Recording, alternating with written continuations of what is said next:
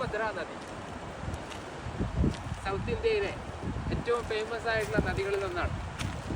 ഒരുപാട് ചരിത്രങ്ങൾ പറയാനുള്ള ഒരു എന്താ പറയുക ഓർമ്മപ്പെടുത്തലുകൾ ബാക്കിയാക്കുന്ന ഒരു സ്ഥലം കൂടിയാണ്.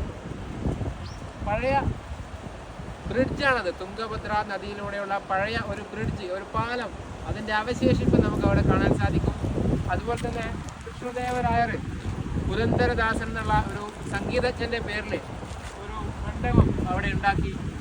ഈ പുഴയുടെ ഈ തുംഗഭദ്ര നദി ഒഴുകി ശ്രീശൈലം എന്ന പ്രശസ്തമായ തീർത്ഥാടന കേന്ദ്രത്തിൻ്റെ അടുത്തുകൂടിയാണ് ഈ ഒരു തുംഗഭദ്ര നദി പോകുന്നത്.